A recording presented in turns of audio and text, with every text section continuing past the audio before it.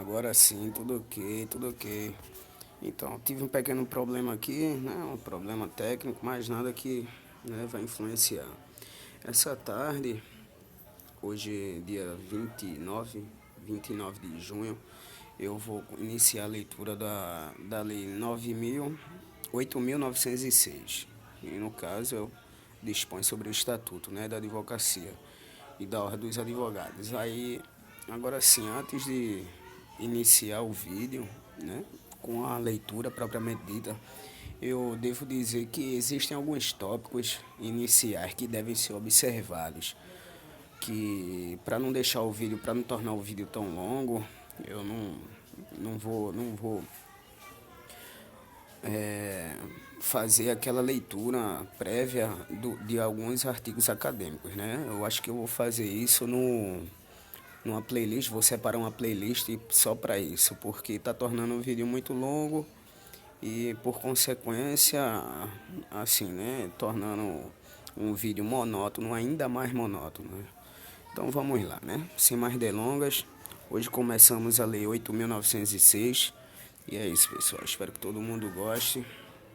Até daqui a pouco. Vamos lá, né? Vamos começar.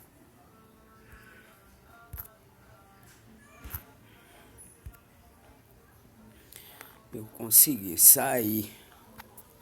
Consegui sair do. Mas enfim, né? Já estava na agulha. Lei número 8.906, de julho de 1994.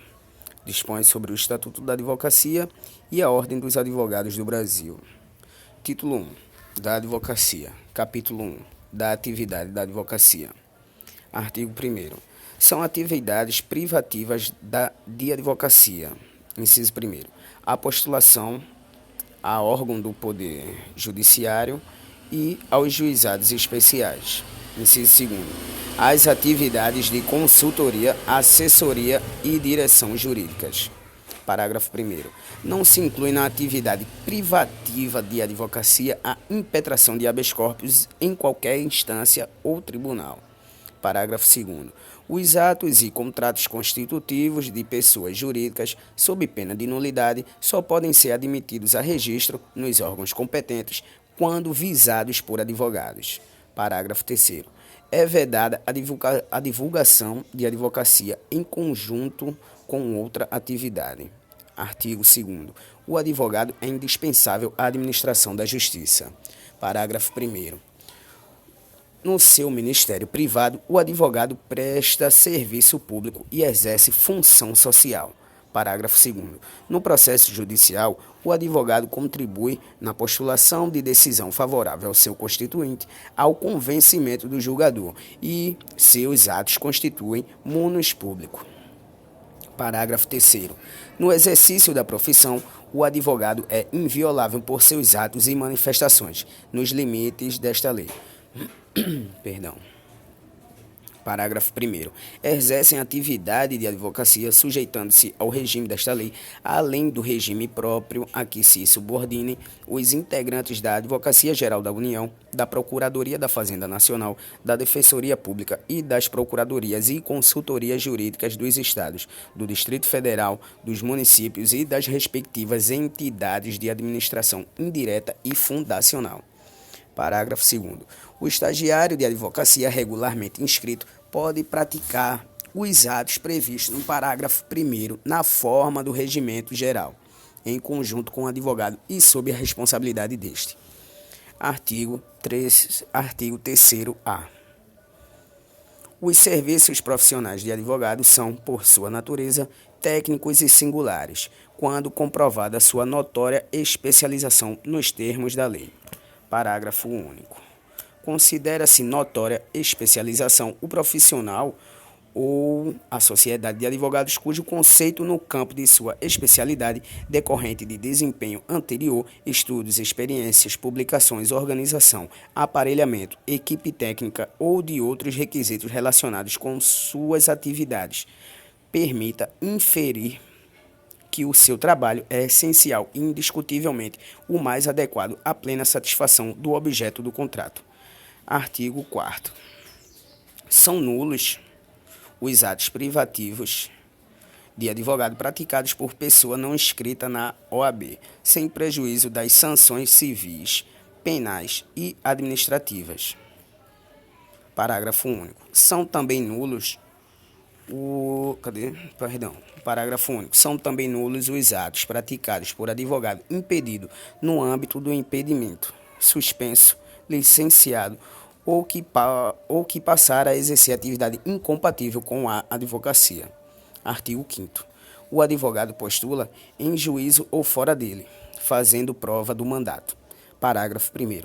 O advogado, afirmando urgência, pode atuar sem procuração, obrigando-se a apresentá-la no prazo de 15 dias, prorrogável por igual período.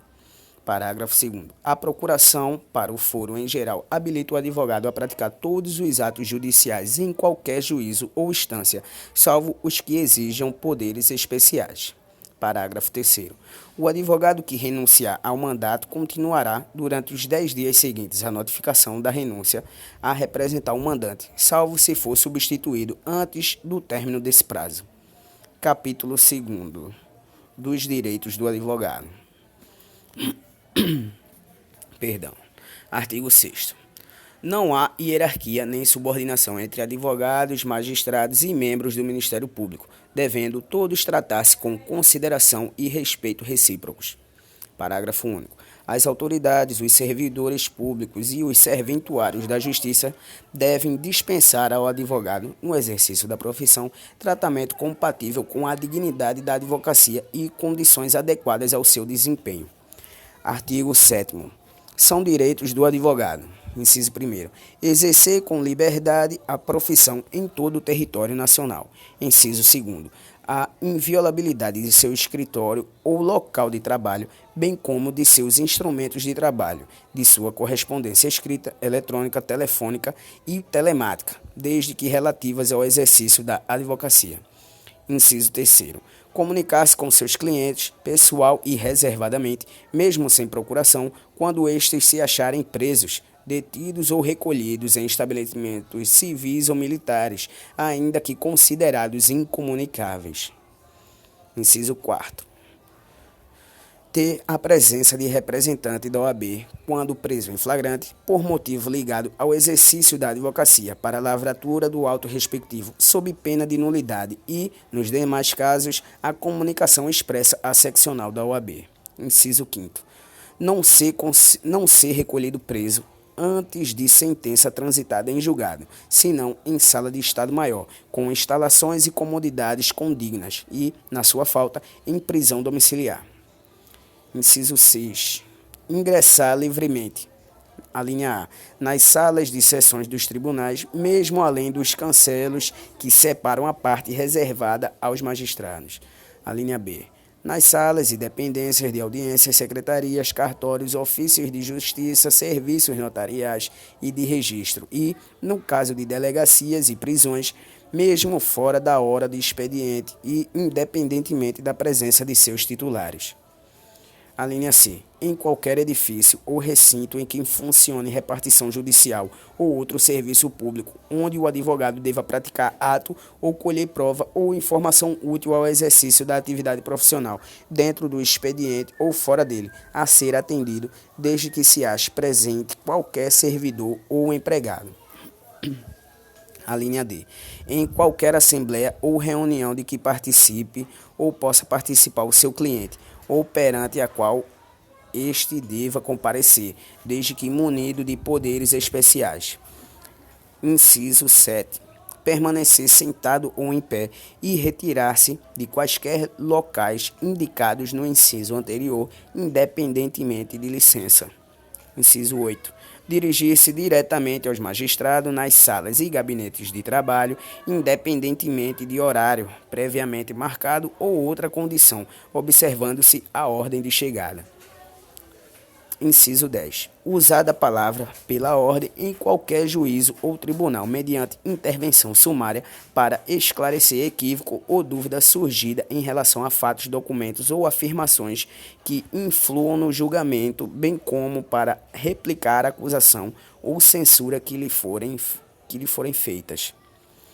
Inciso 11. Reclamar verbalmente ou por escrito perante qualquer juízo, tribunal ou autoridade contra a inobservância de preceito de lei, regulamento ou regimento.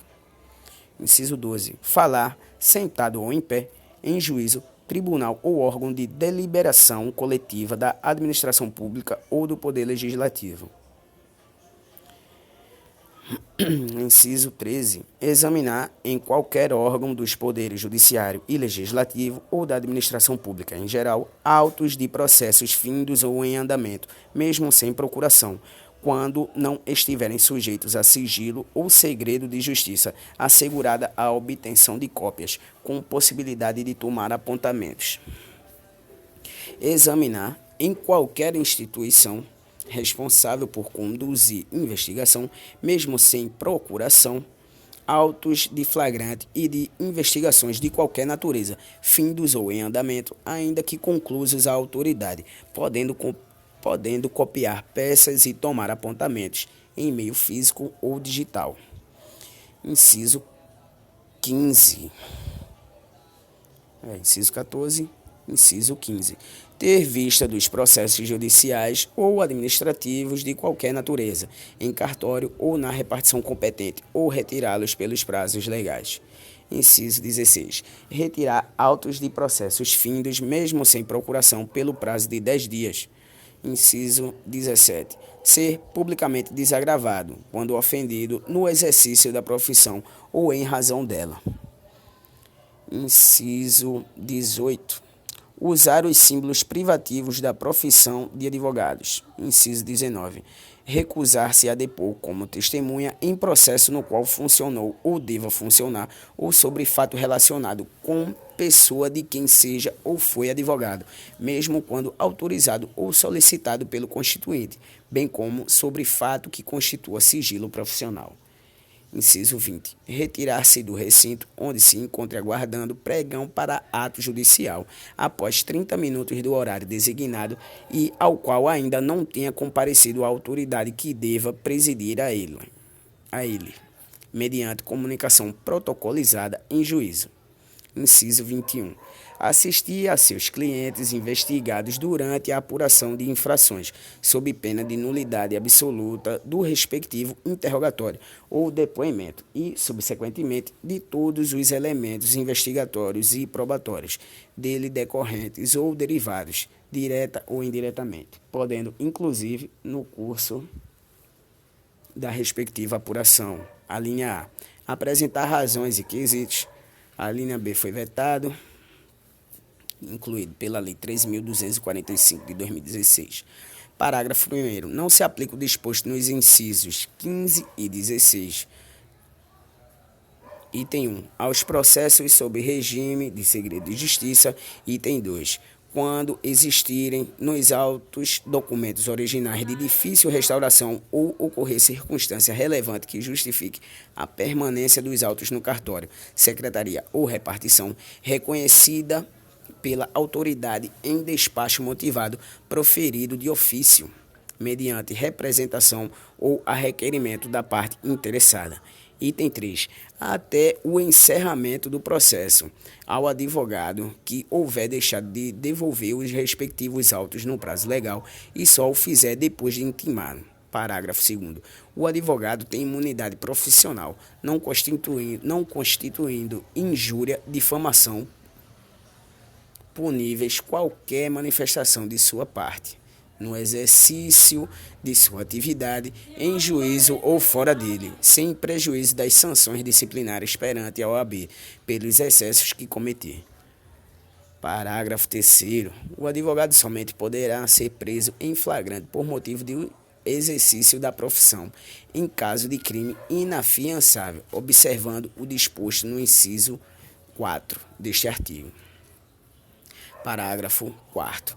O Poder Judiciário e o Poder Executivo devem instalar em todos os juizados, fóruns, tribunais, delegacias de polícia e presídios salas especiais permanentes para os advogados, com uso assegurados à OAB. Parágrafo 5º. No caso de ofensa inscrito na OAB, no exercício da profissão ou de cargo ou função de órgão da OAB, o conselho competente deve promover o desagravo público do ofendido, sem prejuízo da responsabilidade criminal em que incorrer o infrator. Parágrafo 6º. Presentes indícios de autoria e materialidade da prática de crime por parte de advogado, a autoridade judiciária competente poderá decretar a quebra da inviolabilidade de que trata o inciso 2º do caput deste artigo, em decisão motivada, expedindo mandado de busca e apreensão específico e pormenorizado, a ser cumprido na presença de representante da OAB, sendo, em qualquer hipótese, vedada a utilização dos documentos, das mídias e dos objetos pertencentes a clientes do advogado averiguado, bem como dos demais instrumentos de trabalho que contenham informações sobre clientes. Parágrafo 7º.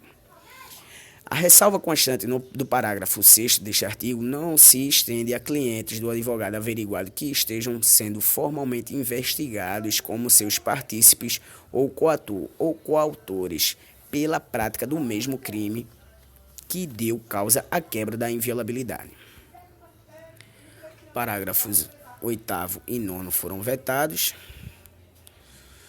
Parágrafo 10º, ou 10, Nos autos sujeitos a sigilo, deve o advogado apresentar procuração para o exercício dos direitos de que trata o inciso 14.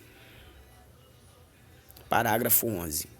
No caso previsto no inciso 14, a autoridade competente poderá delimitar o acesso do advogado aos elementos de prova relacionados a diligências em andamento e ainda não documentado nos autos, quando houver risco de comprometimento da eficiência, da eficácia